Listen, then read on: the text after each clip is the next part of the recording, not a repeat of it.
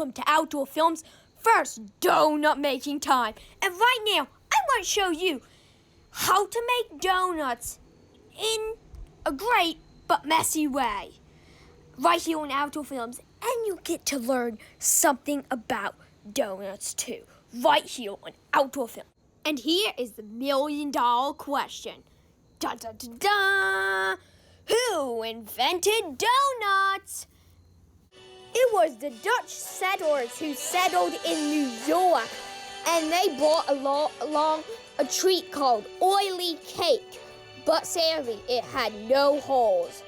How the Dutch made the donuts was they took sweetened balls of dough and fried in hog's fat. Ew! Later on, Hanson Gregory is credited for making the donut hole, and here's why.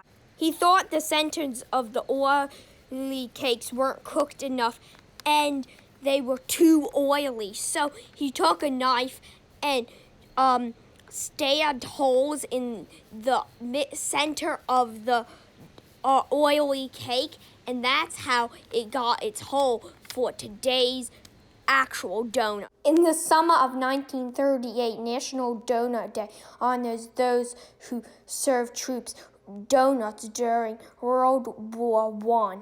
So what are we waiting for? Let's make some donuts! I tried making donuts 3 different ways. Here's my first way. So first, here is the flour that I used for the first one. Now I'm doing the messy option of putting in some yogurt. Here is what the dough looks fully kneaded.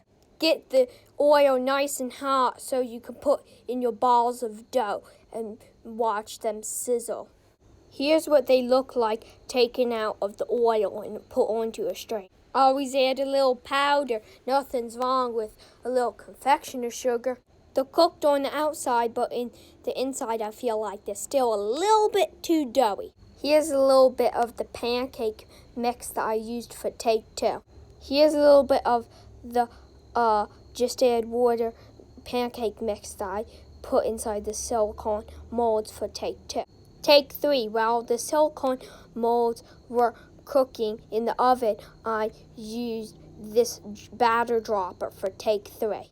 The batter dropper didn't work so well, so I threw a ball of batter onto the griddle, hoping for the best. It came out tasting like a small pancake. Horrible tasting. These are the results of what came out of the oven in take 2. Don't they look like great donuts? Wow! So in conclusion, this is what happened. We had to wash a ton of dishes.